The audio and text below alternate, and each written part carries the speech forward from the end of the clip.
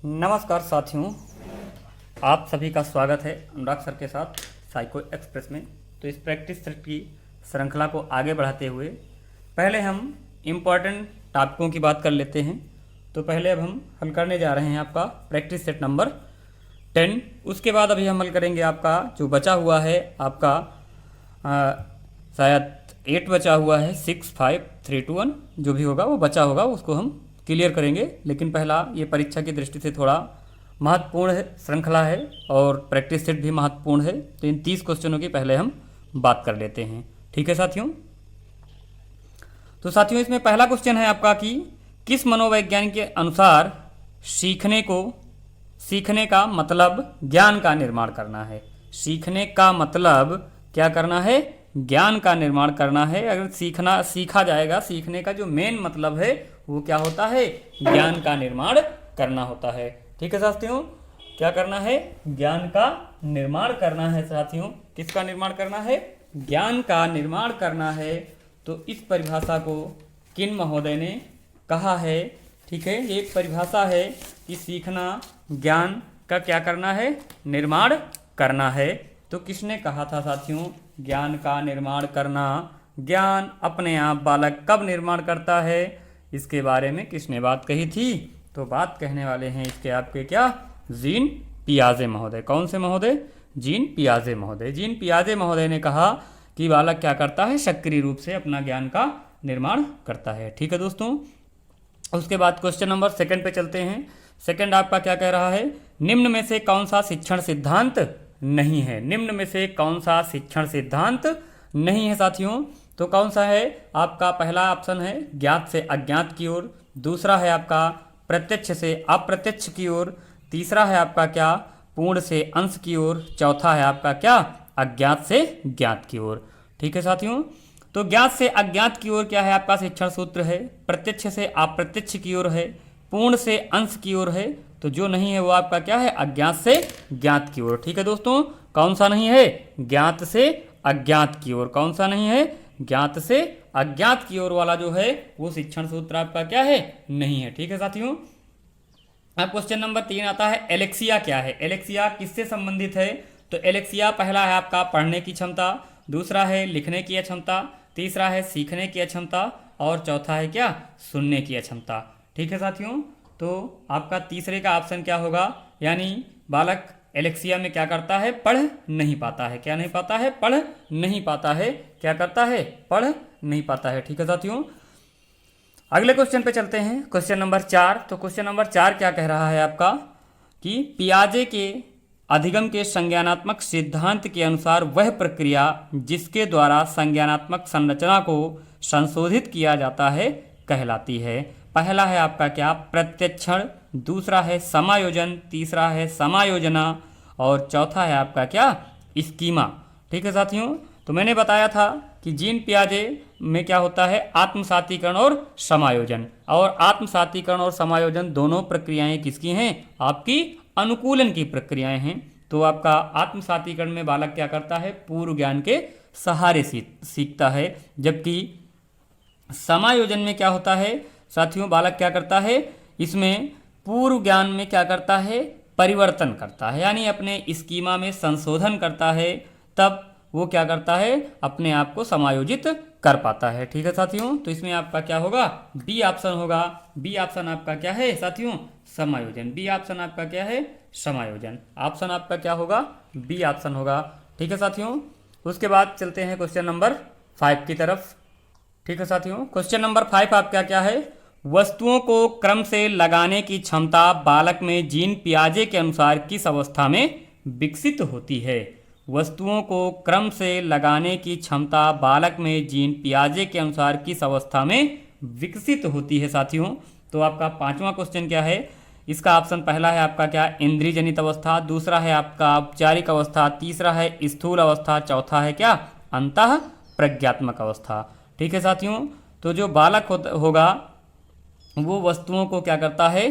घटते से बढ़ते क्रम में लगाना सीखता है। तो जीन पियाजे के अनुसार किस अवस्था में आपका आएगा? स्थूल अवस्था में। स्थूल अवस्था का जो बच्चा होगा, स्थूल, इसे हम मूर्त अवस्था बोलते हैं, इसे हम अनौपचारिक अवस्था बोलते हैं, इसे हम ठोस संक्रियात्मक अवस्था बोलते हैं। इन अवस्थाओं में बालक क्या करता है, वस्तुओं को घटते से बढ़ते क्रम में लगाना सीख जाता है। ठीक है साथियों, उसके बाद अगला आता है आपका क्या, क्वेश्चन नंबर 6। मानसिक संरचनाएं जो चिंतन के निर्माण प्रखंड हैं, इसके लिए पियाजे ने किस पद का प्रयोग किया। मानसिक संरचनाएं जो चिंतन के निर्माण प्रखंड हैं, इसके लिए पियाजे ने किस शब्द का प्रयोग किया। ठीक है साथियों, किसका प्रयोग किया। पहला ऑप्शन है आपका क्या, परिपक्वन प्रखंड, दूसरा है जीन, ठीक है, तीसरा ऑप्शन आपका क्या है साथियों, तीसरा ऑप्शन आपका क्या है, तीसरा ऑप्शन आपका क्या है, स्कीमा अवधारणाएं, चौथा है आपका क्या, विकास क्षेत्र। ठीक है साथियों, यानी मानसिक संरचना को हम क्या कहते हैं, स्कीमा कहते हैं। जीन पियाजे ने मानसिक संरचना को क्या कहा है, स्कीमा कहा है। क्या कहा है साथियों, स्कीमा कहा है। ठीक है साथियों, अब क्वेश्चन नंबर 7 आपका आएगा। इसमें क्या कहा गया है कि तर्क, जिज्ञासा तथा निरीक्षण शक्ति का विकास होता है। यानी तर्क, जिज्ञासा तथा निरीक्षण शक्ति का विकास होता है। ऑप्शन ए 8 वर्ष की आयु में, ऑप्शन बी 6 वर्ष की आयु में, ऑप्शन सी 11 वर्ष की आयु में, ऑप्शन डी 15 वर्ष की आयु में। बताइएगा साथियों कौन सा सही होगा।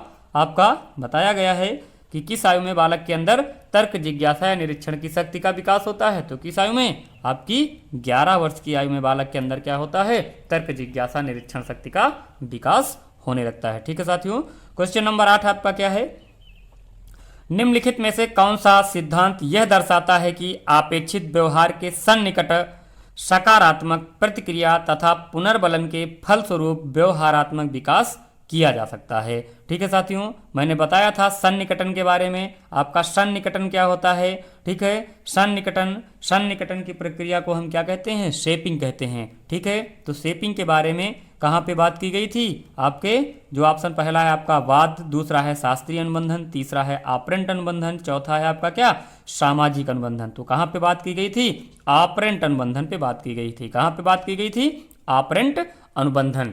ठीक है, ये ऑपरेंट अनुबंधन आपका किसने दिया था, स्किनर महोदय ने दिया था। ठीक है साथियों, अब चलते हैं क्वेश्चन नंबर 9 की तरफ। क्वेश्चन नंबर 9 क्या कह रहा है, विशिष्ट बालकों की शिक्षा हेतु शिक्षक को ध्यान देना चाहिए। किस पर, पहला ऑप्शन है आपका अनुशासन पर, दूसरा है पहनावे पर, तीसरा है आपका व्यक्तिगत आवश्यकताओं पर, और चौथा है आपका क्या, पाठ्यक्रम पर। ठीक है साथियों, तो इस प्रकार के क्वेश्चन में जो सबसे ज़्यादा महत्वपूर्ण हो उस बिंदु पर क्या किया जाता है, ध्यान दिया जाता है। ठीक है साथियों, तो 9वें में क्या होगा आपका, सी ऑप्शन, यानी व्यक्तिगत आवश्यकताओं पे बालक विशिष्ट है तो उसकी व्यक्तिगत चीज़ों को ध्यान में रखकर काम किया जाना चाहिए, क्योंकि विशिष्टता क्या होती है उसके अंदर आ जाती है, और इस विशिष्टता के कारण वो सारी क्रियाएं अपने आप नहीं कर पाता है। इन विशिष्टताओं को क्या करना है, ध्यान में रखना है। ठीक है साथियों, अब चलते हैं क्वेश्चन नंबर 10 की तरफ। क्वेश्चन नंबर 10 में क्या है आपका, लेव वाइगोत्स्की के अनुसार संज्ञानात्मक विकास का मूल कारण है। ठीक है साथियों, संज्ञानात्मक विकास का मूल कारण क्या है, पहला ऑप्शन है आपका उद्दीपन अनुक्रिया, दूसरा है आपका सामाजिक अन्योन्य क्रिया, तीसरा है मानसिक प्रारूपों का समायोजन, और चौथा है आपका क्या, संतुलन है। तो आपका वाइगोत्स्की का कोई भी क्वेश्चन आएगा तो वहाँ पे वयस्क या समवयस्क की बात की जाएगी या समाज के साथ अन्योन्य क्रिया की बात की जाएगी। तो साथियों इसमें आपका ऑप्शन क्या होगा, सामाजिक अन्योन्य क्रिया। जहाँ पर भी सामाजिक अन्योन्य क्रिया की बात की जाए वहाँ पे आपका क्या होगा, लेव वाइगोत्स्की होगा। ठीक है साथियों, अब चलते हैं क्वेश्चन नंबर 11 की तरफ। क्वेश्चन नंबर 11 क्या कह रहा है आपका साथियों, कि सूक्ष्म शिक्षण की क्रियाओं का सही क्रम है। सूक्ष्म शिक्षण की क्रियाओं का क्या है, सही क्रम है। सूक्ष्म शिक्षण की क्रियाओं का क्या है, सही क्रम है। ठीक है, तो पहला ऑप्शन आपका क्या है, पाठ योजना, शिक्षण, प्रतिपुष्टि, पुनः पाठ योजना, पुनः शिक्षण, पुनः प्रतिपुष्टि। ठीक है साथियों, उसके बाद बी ऑप्शन है आपका क्या, पाठ योजना, प्रतिपुष्टि, पुनः पाठ योजना, शिक्षण, पुनः शिक्षण। सी ऑप्शन है आपका साथियों, पाठ योजना, पुनः पाठ योजना, पुनः शिक्षण। ठीक है, उसके बाद आपका डी ऑप्शन है इनमें से कोई नहीं। ठीक है साथियों, तो कौन सा सही होगा इसमें, जो सूक्ष्म शिक्षण की प्रक्रिया चलती है उसमें पहले पाठ योजना बनती है, फिर शिक्षण होता है, फिर प्रतिपुष्टि होती है, पुनः पाठ योजना बनाई जाती है, पुनः शिक्षण होता है और पुनः प्रतिपुष्टि होती है। तो इसका ऑप्शन आपका कौन सा होगा, 11 का, ए ऑप्शन सही होगा। 11 का कौन सा ऑप्शन सही होगा दोस्त साथियों? आपका ए ऑप्शन सही होगा। ठीक है साथियों, ए ऑप्शन आपका क्या होगा? 11 नंबर का ए ऑप्शन सही होगा। ठीक है साथियों, अब हम बात करते हैं किस क्वेश्चन की बात करेंगे? क्वेश्चन नंबर 12 की।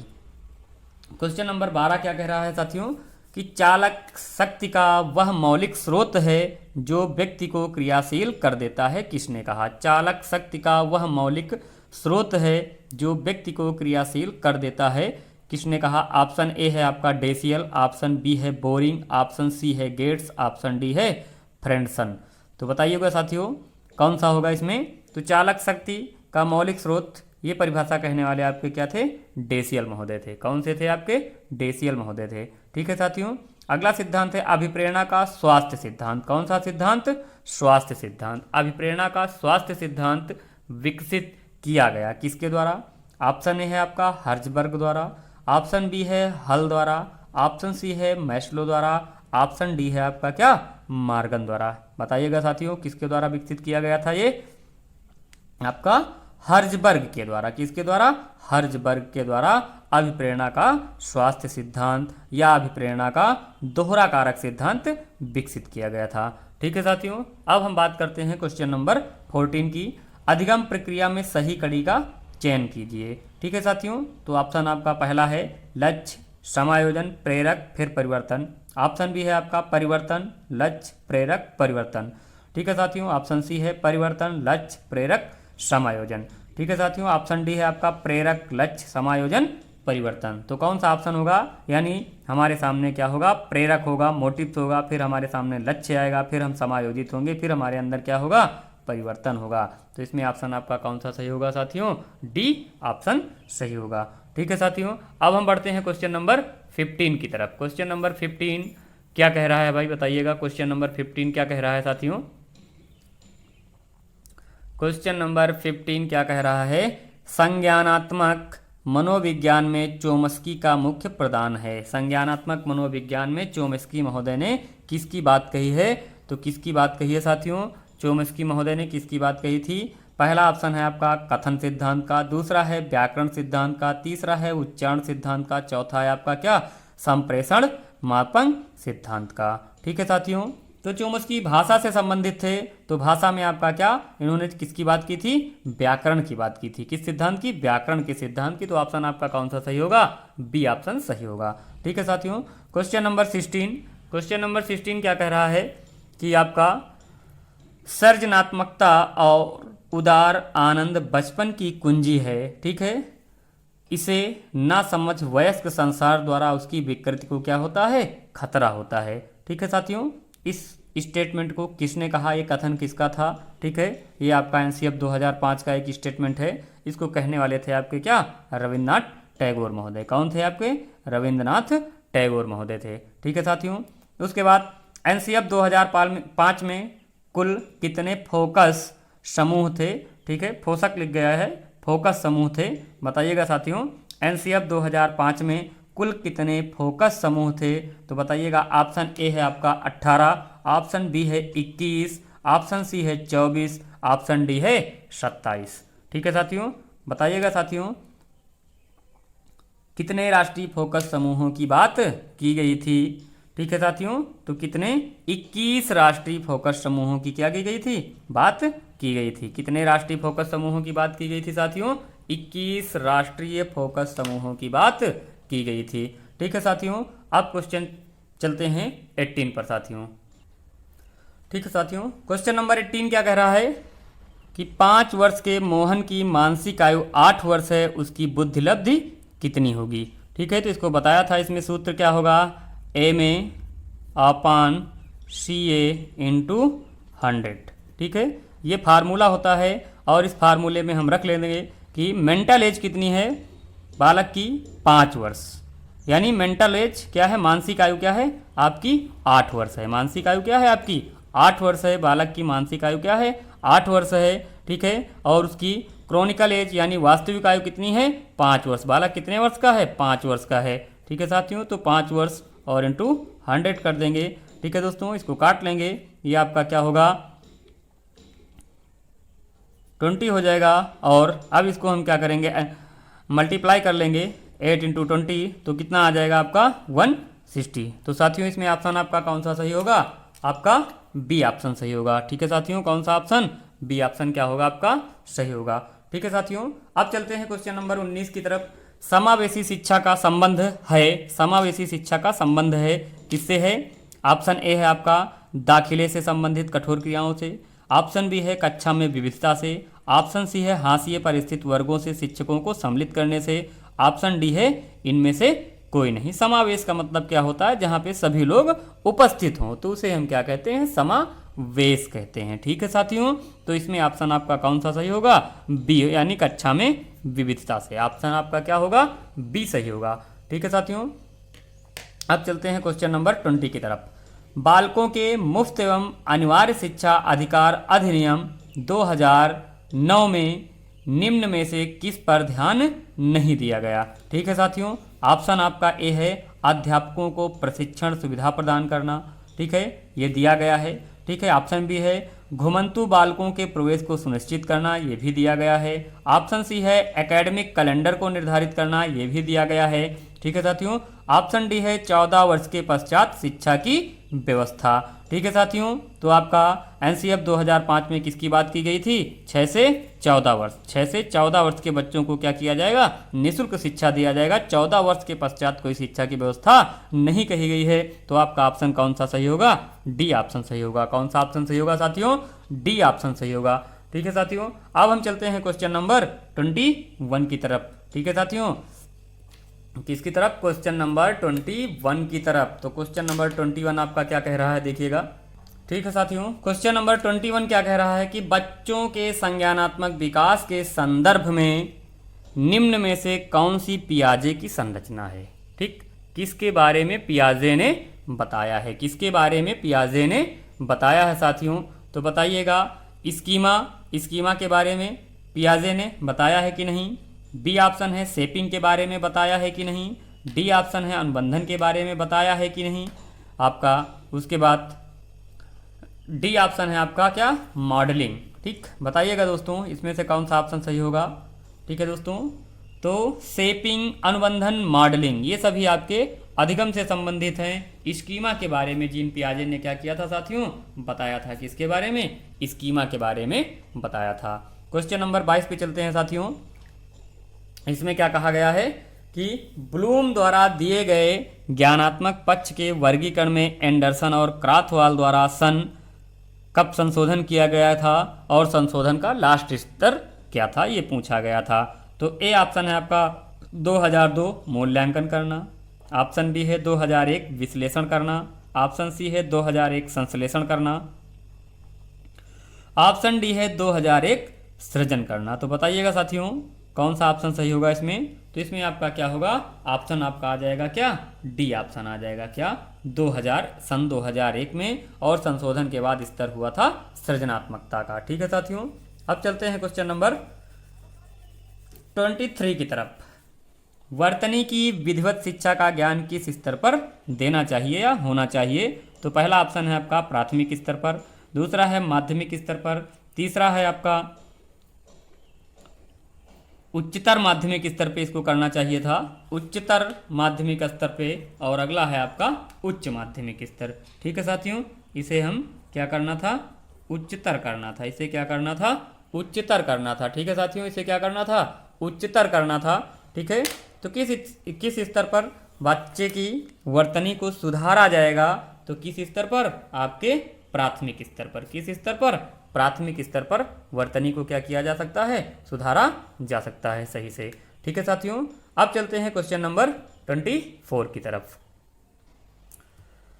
ठीक है साथियों, क्वेश्चन नंबर 24 क्या कह रहा है आपका, बताइएगा साथियों। Question number 24, question number 24 Albert बांडुरा के अनुसार निरीक्षणात्मक अधिगम हेतु 4 परिस्थितियां आवश्यक हैं। इन परिस्थितियों का सही क्रम क्या है। पहला है आपका क्या, अनुप्रेरणा, अवधान, धारणा, पुनरुत्पादन।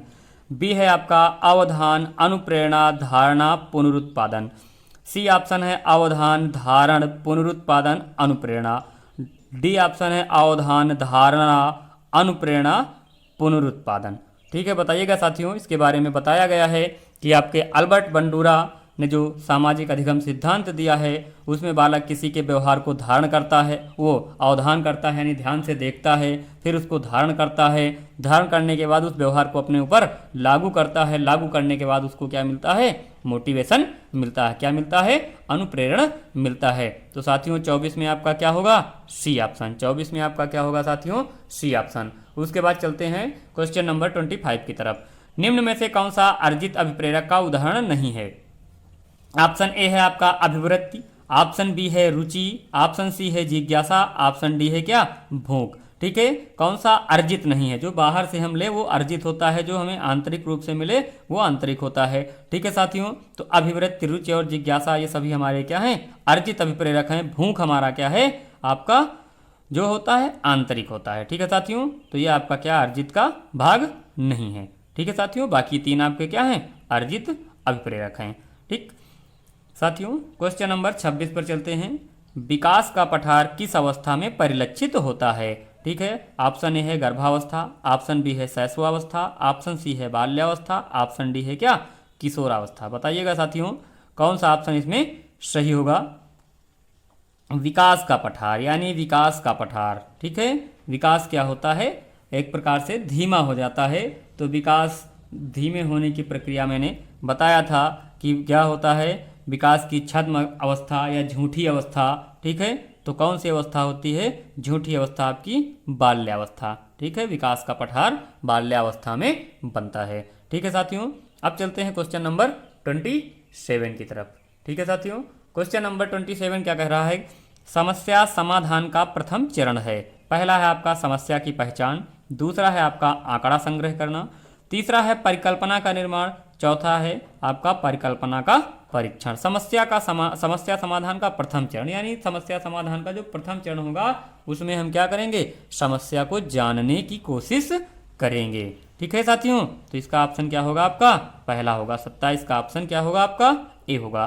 ठीक है साथियों, उसके बाद चलते हैं क्वेश्चन नंबर 28 की तरफ। किसकी तरफ चल देंगे साथियों, क्वेश्चन नंबर 28 की तरफ। साथियों किसकी ओर चल रहे हैं, क्वेश्चन नंबर 28 की तरफ। तो क्वेश्चन नंबर 28 क्या कह रहा है, अभिक्रमित अनुदेशन के सिद्धांत सम्मिलित हैं। ठीक है, अभिक्रमित अनुदेशन के सिद्धांत सम्मिलित हैं। कहाँ से सम्मिलित हैं, पहला है आपका स्वागति का सिद्धांत, दूसरा है आपका परगति का सिद्धांत, तीसरा है आपका समूह का सिद्धांत, चौथा है आपका कक्षीय एकता का सिद्धांत। ठीक है साथियों, तो इसमें क्या कहा गया, स्वागति का सिद्धांत जो होगा आपका क्या, अभिक्रमित अनुदेशन का सिद्धांत है। स्वागति का सिद्धांत, इसमें बालक क्या करता है, स्वयं के द्वारा ज्ञान का स्वयं अपने समय सीमा से, अपने सीखने की क्षमता से क्या करता है, ज्ञान सीखता रहता है। इस वजह से इसे हम क्या कहते हैं, स्वागति का सिद्धांत इसे कहते हैं। ठीक है साथियों, ऑप्शन ए होगा। अब चलते हैं क्वेश्चन नंबर 29 की तरफ साथियों। तो 29 में ये कहा गया है कि व्यवहार संज्ञानात्मक और पर्यावरणीय कारकों की परस्पर क्रिया के आधार पर मानव कार्य और व्यक्तित्व की व्याख्या करने वाला पारस्परिक नियतिवाद मॉडल किसके द्वारा प्रस्तावित किया गया है। ठीक है साथियों, तो पहला ऑप्शन है आपका कुर्ट लेविन, बी ऑप्शन है लियो वाइगोस्की, सी ऑप्शन है आपका क्या साथियों, सी ऑप्शन आपका क्या है, अल्बर्ट बांडुरा, और डी ऑप्शन आपका क्या है, जीन पियाजे। ठीक है साथियों, इस क्वेश्चन में ये पूछा गया है कि व्यवहार संज्ञानात्मक और पर्यावरणीय कारकों की क्या है, परस्पर क्रिया है। ठीक है, व्यवहार, अब व्यवहार की बात आ गई है, जिसको देने वाले आपके कौन हो जाएंगे, अल्बर्ट बांडुरा महोदय। ठीक है, किसके, अल्बर्ट बांडुरा महोदय। अब क्वेश्चन नंबर 30 बचता है आपका, लास्ट क्वेश्चन है, एक शिक्षक द्वारा प्रतिभाशाली बालकों के उत्थान हेतु कौन सा प्रयास किया जाना चाहिए। ऑप्शन ए है पढ़ाने की धीमी गति, ऑप्शन बी है उन्हें दंड देना, ऑप्शन सी है आपका क्या, विशिष्ट कक्षाएं व प्रोत्साहन, ऑप्शन डी है उन पर ध्यान नहीं देना। ठीक है साथियों, उन पर क्या करना है, ध्यान नहीं देना है। ठीक है साथियों, तो क्या होगा, एक प्रतिभाशाली बच्चे को पढ़ाना है तो हमें उसके लिए क्या करनी चाहिए, विशिष्ट कक्षाएं और प्रोत्साहन देना चाहिए। क्या देना चाहिए, विशिष्ट कक्षाएं और प्रोत्साहन देने की बात कही गई है। मायर्स महोदय ने कहा था कि आपको प्रतिभाशाली बालकों को पढ़ाने के लिए मुझे क्या करना है, विशिष्ट कक्षाएं चलाई जानी चाहिए। ठीक है साथियों, ये था आपका प्रैक्टिस सेट नंबर 10। ठीक है साथियों, अब बचे हुए प्रैक्टिस सेट आपके जो भी बचे हुए हैं 1 2 3 4 5 6 7 हो गया है शायद, और 8 बचा हुआ है, तो उसको भी मैं कल कवर करा दूंगा। ठीक है साथियों, इन क्वेश्चन पेपरों को एक बार पेपर में जाने से पहले ज़रूर देखिएगा। इसी तरह क्वेश्चन आने की क्या है आपके पेपर में बहुत ज़्यादा से ज़्यादा संभावनाएं हैं। ठीक है साथियों, तो मिलते हैं अगले प्रैक्टिस सेट के साथ। ठीक है साथियों, तब तक के लिए नमस्कार, जय हिंद, जय भारत। चैनल को लाइक और सब्सक्राइब करते रहें और दूसरों को भी बताते रहें, जिससे अधिक से अधिक बच्चों को क्या हो, लाभ हो जाए और सभी का पेपर अच्छे से हो जाए। मैं ईश्वर से यही कामना करता हूँ। धन्यवाद।